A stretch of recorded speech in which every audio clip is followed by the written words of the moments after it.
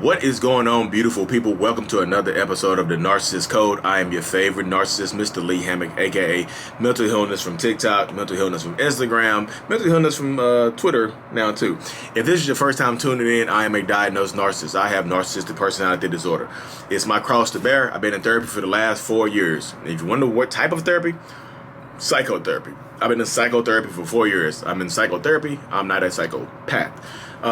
The point of this channel, the point of all my platforms, my TikTok of over 400,000 people, is to bring awareness to mental health disorders like narcissistic personality disorder, BPD, ASPD, and things of that nature, and to get more people into therapy if that's possible. And along the way, we validate victims and survivors, let them know you just might not be the problem. Today's episode is going to be about consistent changed behavior. Let me repeat that. Consistent changed behavior. Apologies from a narcissist. What would happen if you take a narcissist back? So if you discard a narcissist or the narcissist discards you, move on, however it happens. If you decide to take that person back, man or woman, without any kind of consistent changed behavior, without any kind of measurable change, the narcissist thinks that you are all forgiving and the slate has been wiped completely clean. If you take them back with just a basic "I'm sorry" or "I'll change" or "I'll do better," with no kind of measure, with no kind of boundaries in place, nothing new set in stone, then that narcissist or that toxic person, we know everybody's not a narcissist, y'all. Come on, like everybody's not a narcissist. Y'all throwing narcissists around, we get it. Everybody's not a narcissist, but sometimes they are. If you take that person back without any kind of measurable change, that person thinks you deserved everything that they did to you and that you are okay with it. So a lot of times when you take a narcissist back without any kind of changed behavior, it absolutely gets worse. If there's no therapy involved, if there's no marriage counseling or couples counseling involved, then it will absolutely get worse. You cannot take them at their word. Their word made you leave them. If you haven't noticed that, if you take them at their word, "I'm going to change, please, let me change, baby, please, please, please." If you just take them saying "I'm sorry," that is not enough. Consistent change behavior is absolutely the only apology you should accept. And that's measurable change. That's going to therapy and you can notice measurable change. How are you feeling? "Hey, Lee, but how do I know that they're changing?" How are you feeling? Are you feeling different? Are you feeling like you can speak to your mind? Are you feeling like you can voice your opinion without getting attacked? Because that's how you know. That's one step how you know. Are they going to therapy or are they going to therapy for themselves, or are they going to therapy to shut you up and get you to take them back? You'll let them know. Sometimes you don't have to go back. Sometimes don't go back. That's a boundary you can set. "Hey, I'm not coming home. Or you still going to go to therapy?" And they say, "No, I'm not going to therapy. Forget that therapy. I ain't going to therapy. I was going to therapy so you come home. That's part of our agreement." Then they do not take that person back, because we call that performative therapy. Because that's just a performance. That's a performance act to get you to come home to them and treat you worse. And a lot of times when I'm telling y'all, if you discard a narcissist, if you break up with a narcissist and you take that person back and without any kind of change behavior, the next step, it gets worse. I promise you the relationship will get worse.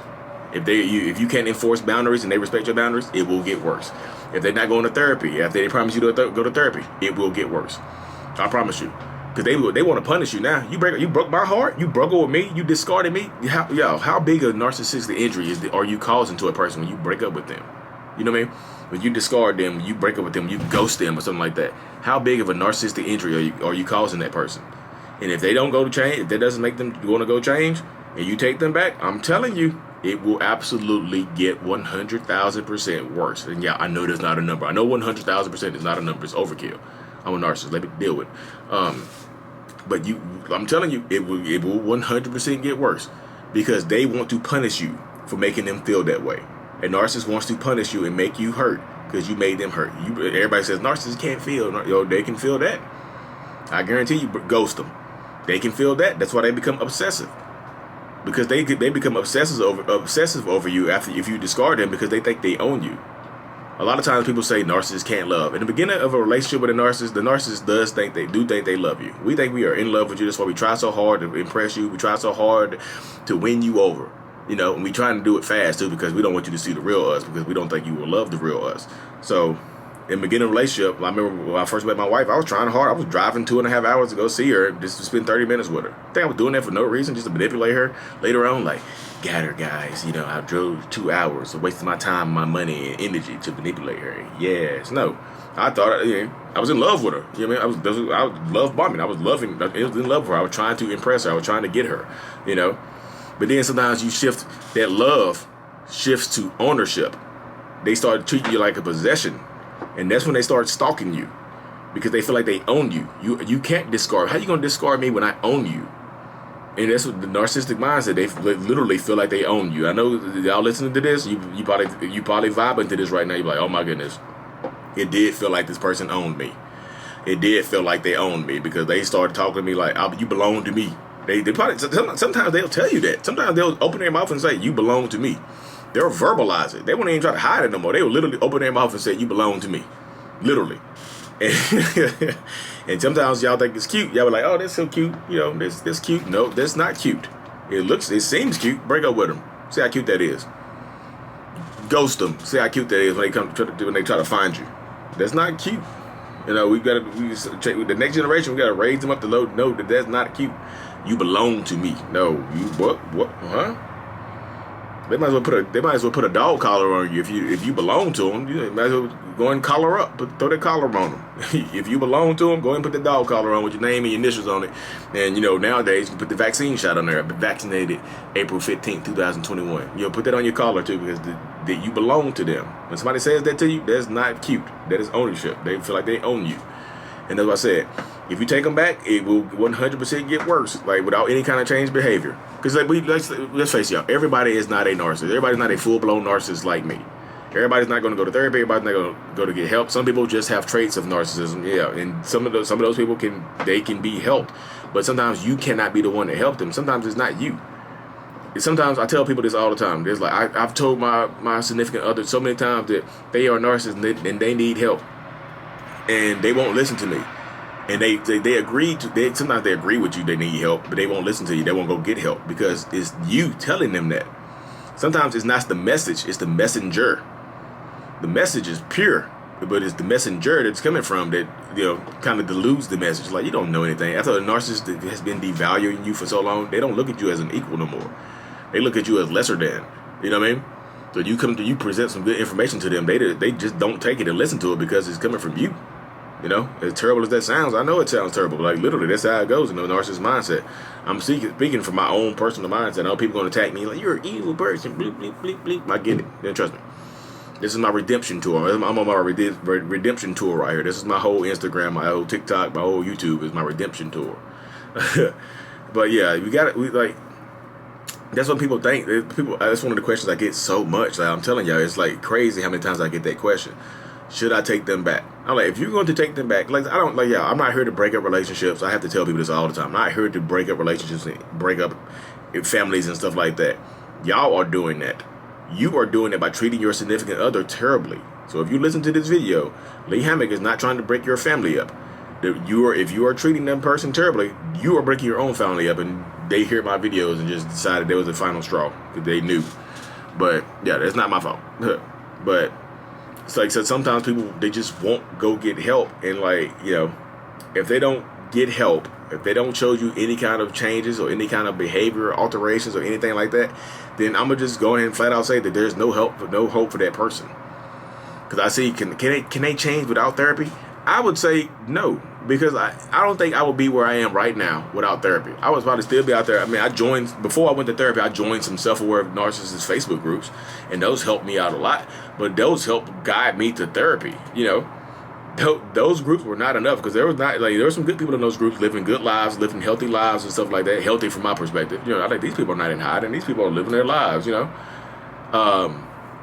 So these people are actually living their lives well. Like, why can't I do that?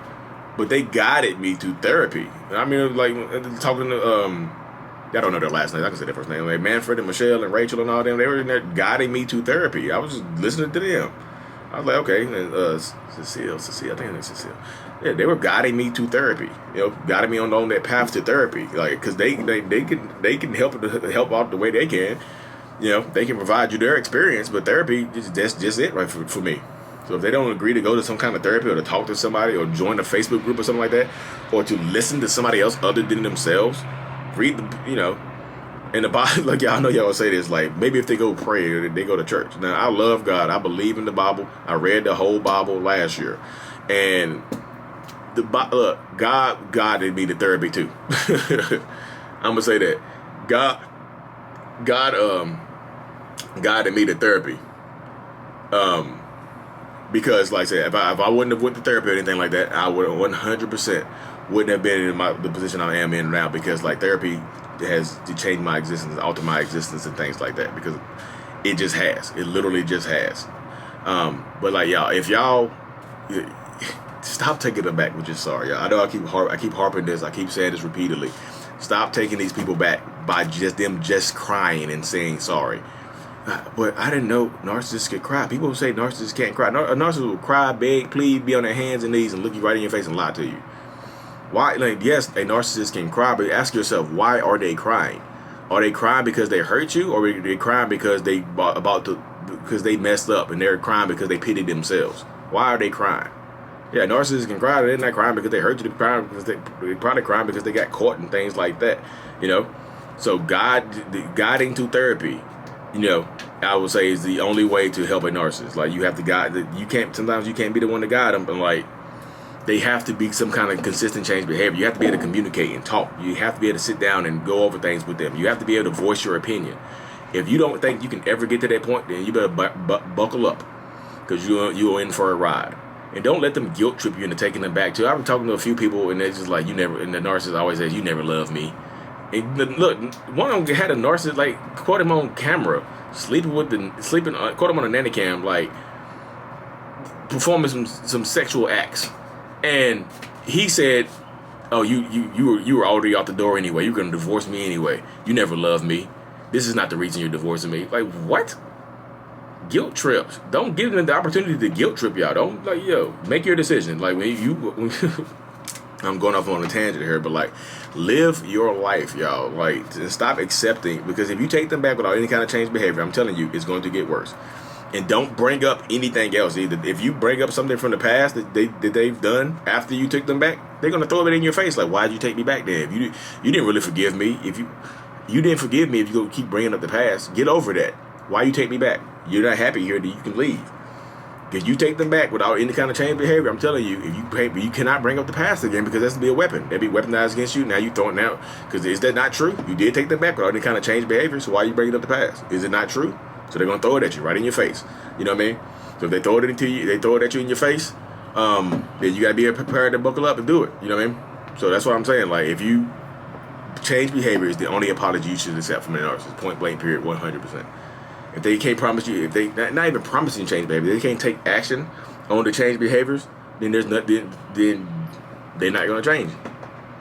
And they're going to punish you for discarding them, or breaking up with them, or leaving them, or making them beg for you. They're going to punish you for making them beg.